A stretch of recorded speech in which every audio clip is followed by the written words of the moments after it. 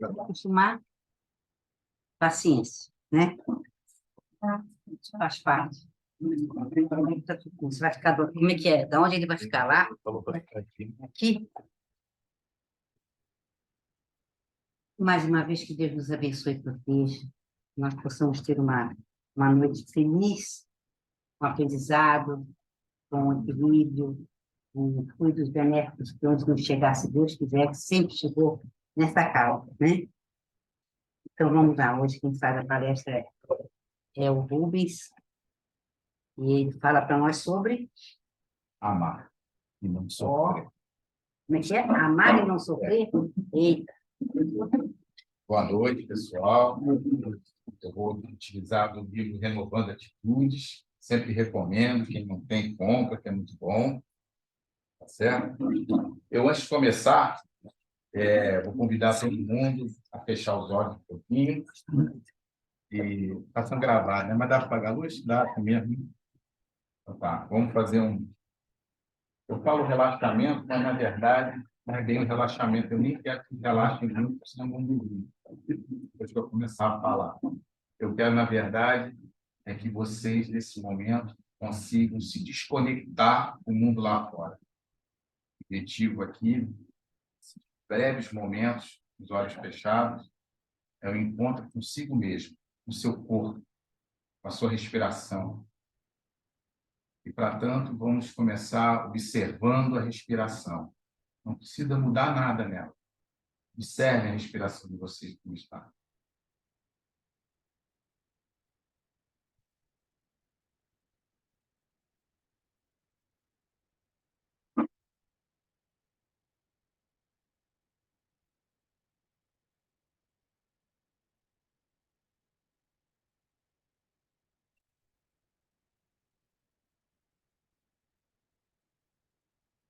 Não se preocupem muito com o pensamento de vocês. É natural. Pensamento a todo momento.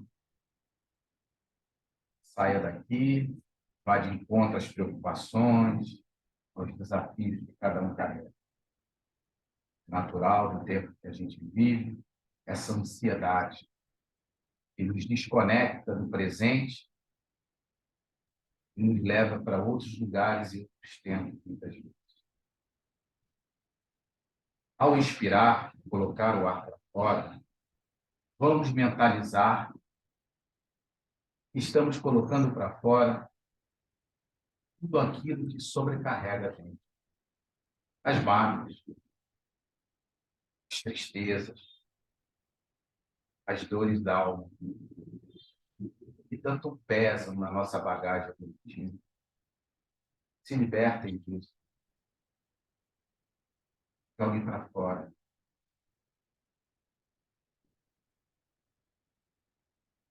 Esse momento é o momento do perdão.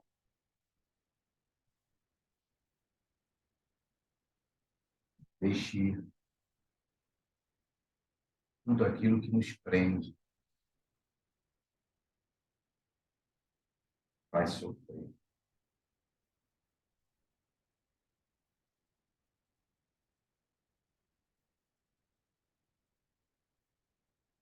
Vamos mentalizar agora o ar entrando em nossos pulmões.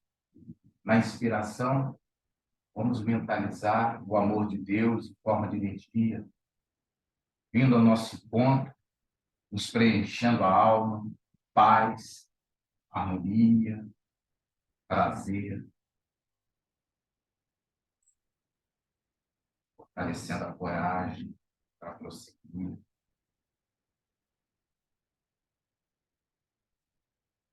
Esse amor de Deus nos preenchendo, contribuindo para o amor que nós já possuímos, possa florescer cada vez mais em nossa caminhada.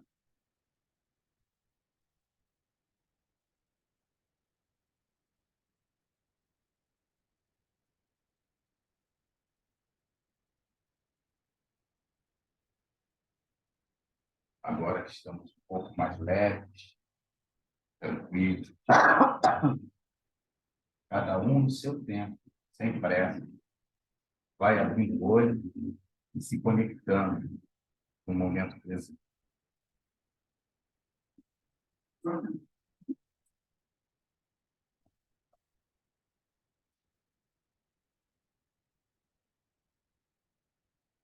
Eu estou me lendo pedaços do capítulo e vou comentando com vocês, tá bom?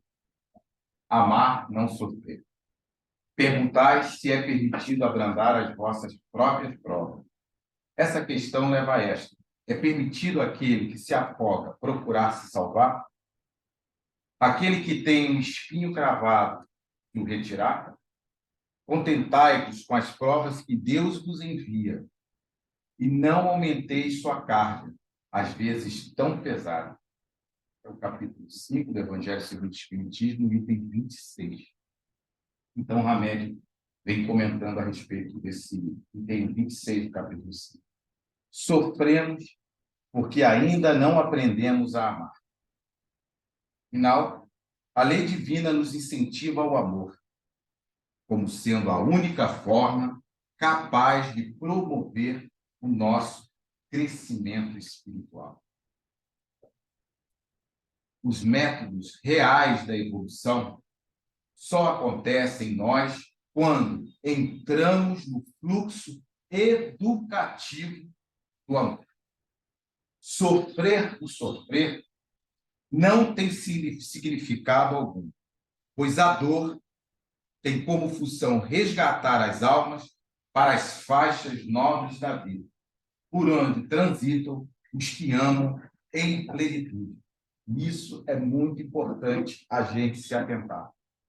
É muito comum, até dentro da doutrina espírita, se um culto à dor, ao sofrimento. Não, você tem que resgatar, você vai ter que, você está pagando, você está cumprindo aí as suas dívidas, né? O pagamento das suas dívidas com a divindade. Primeiro, isso é um olhar muito, na minha opinião, equivocado do que vem a ser Deus, de como ele rege, como ele se movimenta na vida, né? Quem já me ouviu muitas vezes assim, eu sou repetitivo nesse ponto, porque eu acho que um dos grandes problemas nossos em vivenciar os sofrimentos e as dores é ter um entendimento errado das leis divinas, um entendimento errado do que é Deus e o que ele espera da gente. Acho que talvez a grande maioria aqui foi educado e está dentro de uma cultura, pelo menos, onde o Deus foi apresentado como um Deus primitivo, aquele Deus que cobra o tempo todo, que nós viemos de um pecado, já nascemos de um erro, e que nós vivemos praticamente endividados o tempo todo, tendo que correr atrás para pagar essa dívida com Deus.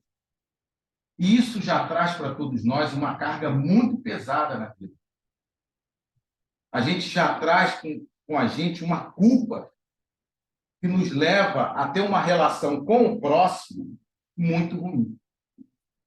Como nós não aguentamos viver com essa culpa o tempo todo, a gente faz o quê? A gente projeta essa culpa no outro. E, a partir daí, nossas relações vão se tornando relações doentias. Porque o outro também, capacitado de entender a sua existência e o porquê de estar aqui, também projeta na gente as suas dificuldades. E aí nós vivemos uma relação não de parceria, não de crescimento, de construção, mas uma relação de disputa. É como se os outros fossem, mal comparando, salva-vidas. E a gente está no mar, desesperado, porque a gente está se afogando com as nossas dificuldades, e os outros são as boias que a gente vai se segurar. E como é que a gente pega a boia? Apontando para o outro. A gente vai lá e pega. Então, quanto mais defeitos e dificuldades e erros a gente encontra no outro, a sensação que nos dá é de que nós estamos melhores. Então, quando eu aponto um defeito para a Sara, é como se eu estivesse me colocando numa posição melhor que ela. Então, isso já eleva, ilusoriamente, porque não eleva, ilusoriamente o meu padrão na existência. Eu estou melhor. Eu cresci alguma coisa. Então, a gente passa a fazer isso sem perceber. O tempo todo a gente tem uma necessidade de estar julgando. Julgando no sentido condenatório, de condenação. Não é uma crítica construtiva, não é uma observação na relação do outro onde você vai tirar algo de bom. É uma condenação. É olhar o outro, fazer uma avaliação e apontar o dedo. É como se, nesse momento, a gente estivesse se salvando. Salvando de quê? De quem? Nós mesmos. Da nossa incompetência que foram colocando, minando dentro de nós. Nós somos os pecadores. Viemos do pecado. Nós estamos aqui para pagar. E aí a gente precisa mudar essa forma de ver. É isso que Hamed começa a refletir com a gente. É somente através do amor que a gente constrói. É somente através do amor que a gente sai da situação que está. Não é da dor. Não é vivendo o sofrimento. A dor e o sofrimento são mecanismos de despertamento do espírito.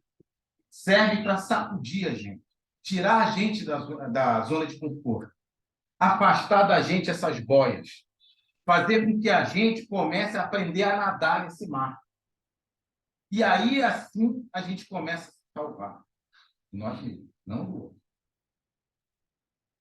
Hamed chama a atenção para esse Deus que nos colocou no mundo com o objetivo de transformação, nascendo simples e ignorantes, todos iguais. E fomos criados para sair dessa ignorância, dessa simplicidade existencial inicial, para espíritos puros, para plenitude. Só que isso leva tempo. E o pior de tudo é que colocaram na nossa cabeça que a gente já está todo errado, que a gente é culpado. Pensem comigo, como é que Deus pode me culpar, ficar me punindo o tempo todo, se Ele me criou simples e ignorante? Não era mais fácil Ele me criar logo perfeito? Tem um certo sadismo, não tem uma coisa assim cruel nesse Deus? Me criou simples e ignorante, depois vem me batendo, não, você tem que aprender, mas como que não me criou melhorzinho um pouco, né? Não, eu tinha que me criar simples e ignorante, para eu ficar encarnações e encarnações apanhando. Não tem lógica isso. Esse não é o Deus que eu quero acreditar. Deus que eu passei a acreditar é aquele Deus amoroso. Nos criou por amor. Existimos pelo amor e para o amor. Só faz sentido a vida se essa vida tiver o sentimento do amor. E o sofrimento e a dor bate à nossa porta porque a gente se afasta desse caminho amoroso que vai nos levar à plenitude. Não é Deus sentado no banquinho, em cima de uma nuvem, que fica determinando que você hoje vai sofrer isso ou aquilo, você vai passar por isso, você vai ficar doente, você vai ter um câncer, você vai ter um infarto, você vai sofrer um acidente. Deus não fica fazendo isso. A vida se movimenta por si só, através dos mecanismos das leis divinas. Ação e reação, causa e efeito. Aprendizado constante. Então, se a gente é visitado pela dor, vivencia um sofrimento, isso não tem nada a ver com Deus no sentido de condenação. Isso tem a ver com o ajuste das próprias leis para que você volte ao caminho do amor. Então, a dor te visita para você sair daquele caminho, porque a gente se acomoda. A gente vive com certo medo dessa nossa culpa que a gente carrega, a gente tem um pouco de medo de estar sempre no erro, estar sempre pisando na bola, como é que eu vou fazer? Então, a gente fica criando zonas de conforto. A coisa não está boa, né? Mas eu já me adaptei. Estou levando minha vida nesse ritmo aqui. Pego uma boiazinha, outra ali, quando o negócio piora, eu pego outra boia, outro dedo ali para o Marcelão, depois vai para o Marquinhos, e eu vou me sentindo mais confortável. Mas eu não resolvo o problema. Porque o problema não está nele. O problema está comigo, na minha atitude, na minha resolução, na minha postura e decisão na vida. É isso que vai mudar. É isso que vai fazer com que eu não me afogue nessa existência ou nessa encarnação. Então, a partir do momento que a dor me visita, ela me sacode e faz, olha, não é bem por aí. É como se fosse um despertamento. A gente pode pensar na dor como se fosse aquela pessoa que gosta daquelas brincadeiras infelizes, está na praia, na piscina e pum, vai por trás de você, afunda você. É isso aí, é o caldo que a gente toma. Quando a onda vem, dá aquele caixote, a gente chega na areia, né, com a sunga embaixo, biquíni arriado, aquela coisa, é isso a gente aí. Muitas dores e sofrimentos, é bem isso. A gente passa um certo vexame na existência. Mas é por aí. Mas isso faz com que a gente tome mais cuidado da próxima vez. Não é? Quando a gente está muito seguro, a gente sabe nadar bem, não sei o quê, vai. Geralmente, quem se afoga é quem já sabe alguma coisa de nadar, né? Ou nada bem, alguma coisa. Porque ele sente, vou lá, um mergulha e não presta atenção. Aquele que já está mais receoso, tomou o caldo, falou, não vou nessa, né? Já tomei um caldo, foi suficiente. Não vou tomar outro caldo.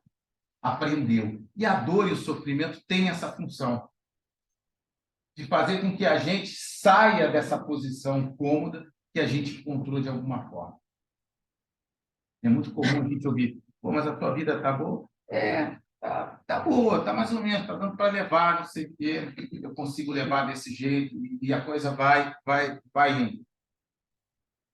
E se a pessoa for investigar isso mesmo, fazer uma análise maior, ela vai ver que não está nada boa, não está nada bom. Mas também ela vai fazer o quê? Se ela se julga culpada, se ela tem esse Deus aí punitivo, ela vai continuar nisso. Agora, se ela olha esse Deus como um Deus amoroso, que me criou para ser feliz, para ser pleno, ainda que não seja agora nessa encarnação, mas no futuro, aí a vida passa a ter todo sentido. Não, eu vou correr atrás. Não tá bom, mas eu vou fazer para que melhore. Deixa eu ver o que eu posso fazer com isso que está aqui me apresentando, na minha existência nesse momento, para transformar. Aí eu começo a buscar atitudes. Aí eu começo a me aproximar dessa zona do amor. E aí eu começo essa transformação interior, que é muito, muito difícil. Tá? Mas ela se torna muito pior quando a gente entende tudo errado e não sabe o que a gente está fazendo aqui. Quando a vida não tem um sentido, a gente precisa ter um sentido na vida. Buscar o nosso sentido existencial. Alguém aqui acha que veio para essa encarnação para sofrer, para isso mesmo? Para ficar com a vida como está? É isso? Ou será que a gente tem o direito de ter mais? Tem, até que seja coisas materiais, se alguém está pensando em ter como coisa material, que seja também. Mas ter, que eu falo, conteúdo interior. Ter mais qualidade de vida. Porque a gente pode não mudar as pessoas, e não muda mesmo. Mas a gente pode transformar um pouco a nós mesmos.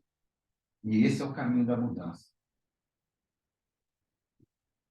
Se nós continuarmos tentando mudar situações, tentando convencer pessoas à nossa volta a mudarem, a se transformarem, nós não vamos sair do lugar. Agora, se nós pararmos e entendermos que quem transforma a nossa situação e a nossa vida somos nós mesmos, com determinação, com coragem, tomando consciência do sentido do que você está fazendo aqui, aí as coisas começam a mudar. Mudam devagarinho, é verdade. Tem horas, às vezes, que está até para duvidar que as coisas são desse jeito. Mas mudam. E talvez uma das melhores coisas que pode acontecer dentro da gente, quando a gente toma consciência disso, é saber que a responsabilidade por essa mudança não está nas mãos de ninguém. Está nas nossas mãos. Isso é transformador, gente. Isso é um divisor de água na nossa vida. Quando a gente entende que nós somos os responsáveis pelas nossas mudanças, nossas escolhas e pela transformação que se pode seguir daqui em diante. É libertador. É tirar as algemas que nos prendem a esse Deus punitivo, a um círculo de encarnações inferiores que a gente está sempre ali, batendo na mesma tecla, sofrendo, passa por um sofrimento e uma dor, não entende nada, daqui a pouco está fazendo a mesma coisa, está sofrendo, apanhando de dor, daqui a pouco a gente fica nisso, de uma forma meio que teimosa, não quer dar o braço a torcer, sabe? Fica naquilo assim. Agora, quando a gente toma consciência, não é o conhecimento, não, quando a gente toma consciência de que a vida vai se transformar a partir do momento em que eu tomar as rédeas da minha vida, e que ninguém mais tem a capacidade de transformar a minha vida, aí a minha vida começa a caminhar. E a gente tem que entender isso que é caminhar. A gente pensa que o caminhar é tudo dá certo. Agora a vida vai se transformar. Virei espírita, entendi o que falaram lá, tomei o passe, deu aquele upgrade, aí eu peguei, tomar água magnetizada, saiu outro, embora. E transforma. Não é assim. Eu estou aqui quase 30 anos, não mudei praticamente nada. Então, estou pensando se na outra encarnação não vem com um espírita de novo para ver se a coisa ajuda aí, o negócio transforma. A gente não muda rapidamente. É algo que vai devagarinho, devagarinho. A gente vai tendo uma postura diferente diante do outro, diante das situações. A gente vai parando para refletir. A gente vai dizendo menos não a toda hora. A pessoa está falando. Vocês já fizeram isso? A pessoa está falando, não, porque você tem que fazer. Não, não, não é. Eu fazia muito isso. Ou eu faço ainda. Tem que perguntar para o outro, né? Às vezes a gente acha que não faz, eu faço continuar.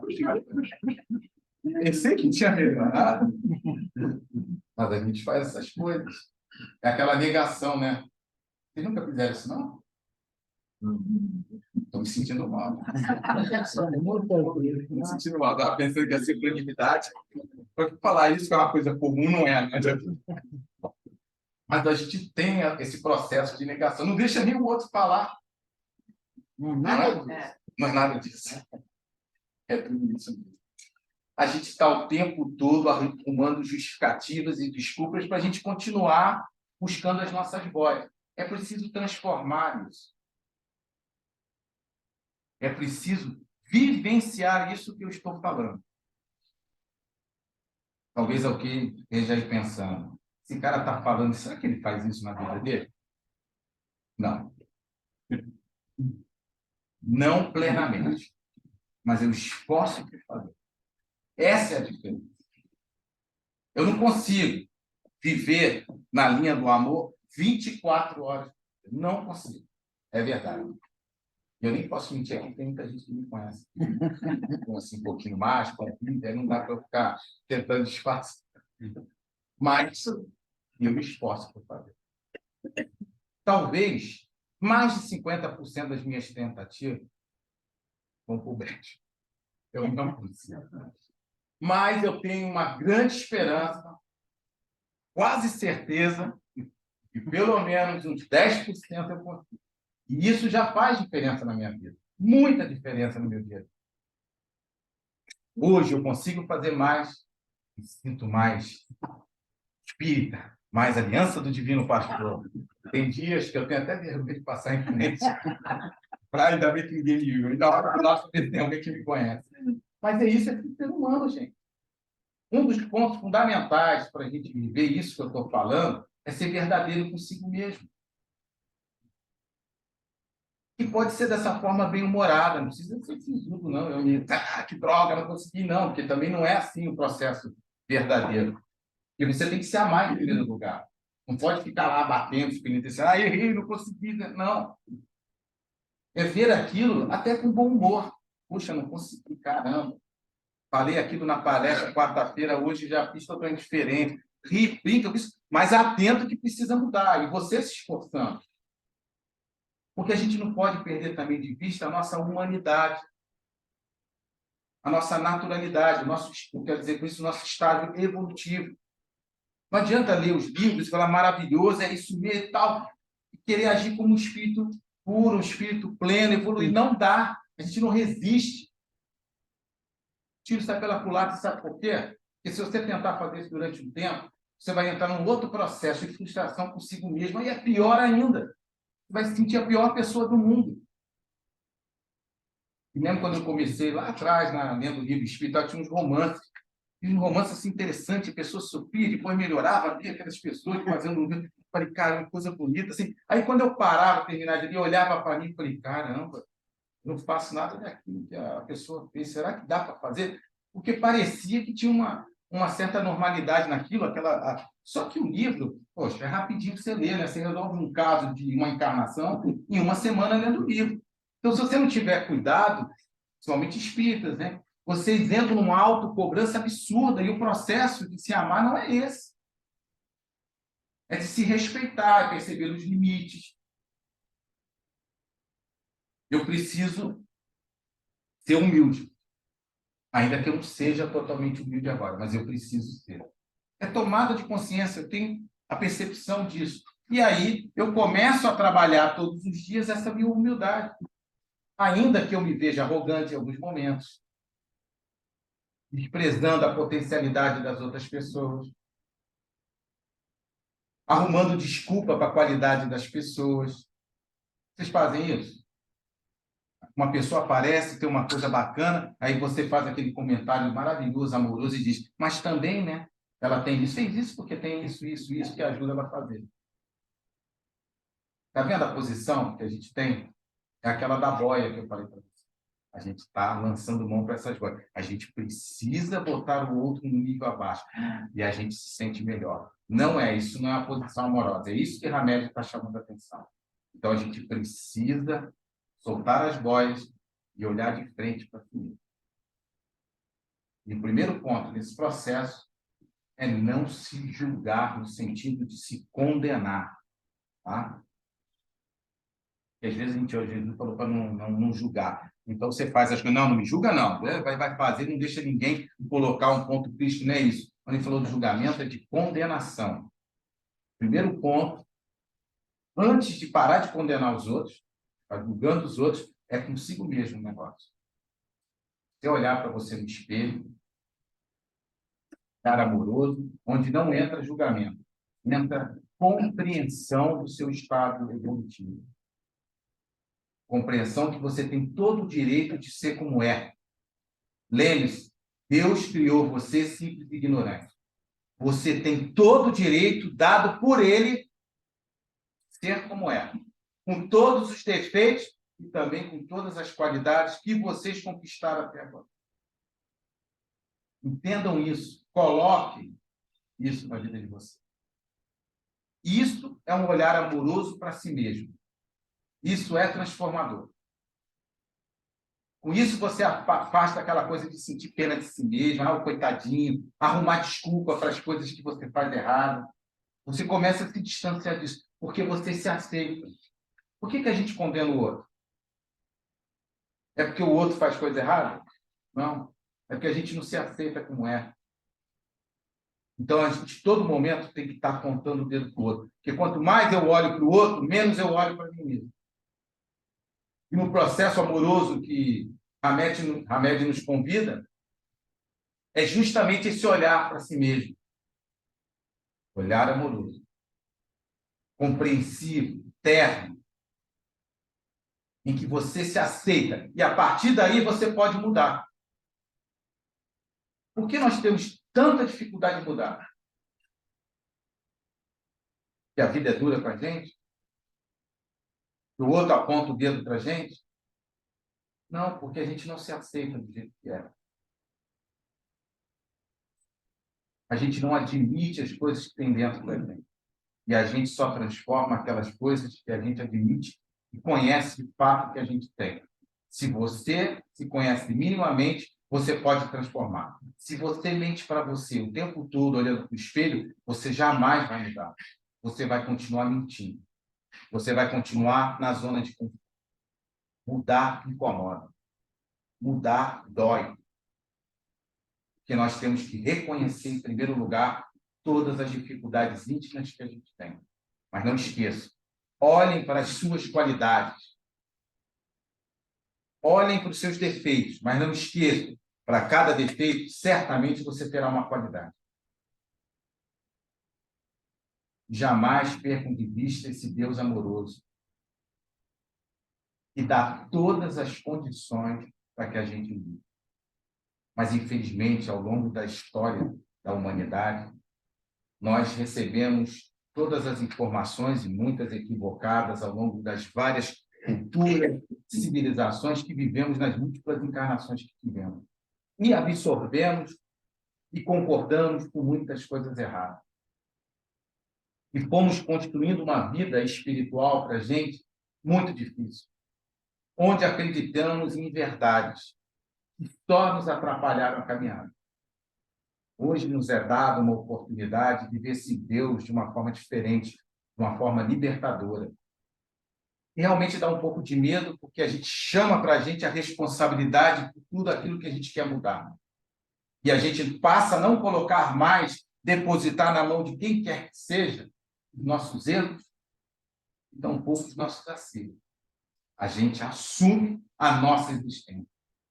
E é isso que é amar e não sofrer, que Hamed fala nesse caso. Amar é tomar consciência de si mesmo, das suas potencialidades e das suas dificuldades. Somente com esse olhar verdadeiro para si mesmo que nós poderemos transformar paulatinamente, devagarinho, a nossa existência, a nossa participação nesse espetáculo que é a vida. Eu ia ler o livro. Isso que eu estou pensando. E eu parei. Agora sim. Falei, se ele for ler o livro todo. Eu digo a vocês que eu não vou. A alegria de vocês. Eu fui, me empolguei e aí foi. Deu para perceber? Não. Sabe por que a gente se empolga? Porque a gente fala baseado em verdade, naquilo que a gente acredita, ainda que a gente não faça. Já é uma outra história, é uma outra palestra, mas a gente tem que acreditar naquilo. Tem que fazer sentido para aquilo. Vocês saem hoje daqui não com uma verdade para vocês, mas com uma reflexão. Saem com vocês com um bichinho que vai ficar corroendo vocês aí dentro e chamando vocês à reflexão sobre o que eu estou fazendo aqui nessa existência. Qual é o sentido disso? Para que eu estou aqui? Pelo menos eu espero que eu tenha conseguido fazer isso. Dar essa sacudida em vocês. Viu como tem outros caminhos? Eu falei que a dor e o sofrimento sacode. Mas por que a gente não pode fazer isso de outra forma? Por que a gente não pode passar a deixar o amor transitar na nossa vida e sacudir a gente? Por que tem que ser só a dor e o sofrimento para fazer a gente voltar para a rota? Pensem nisso. Talvez colocar mais amor na nossa vida. Talvez a gente tenha, talvez por causa da mídia, da sociedade que a gente vive, banalizado o amor. A gente tem olhado o amor com A minúsculo, sabe? Um amor menor. Na verdade, eu acho que nem é amor. Talvez outros tipos de sentimentos, emoções que nos invadem, convivem conosco. A gente está precisando resgatar esse amor com A maiúsculo, sabe? Esse amor que realmente nos sustenta e faz todo sentido para que a nossa vida faça sentido. Muita paz.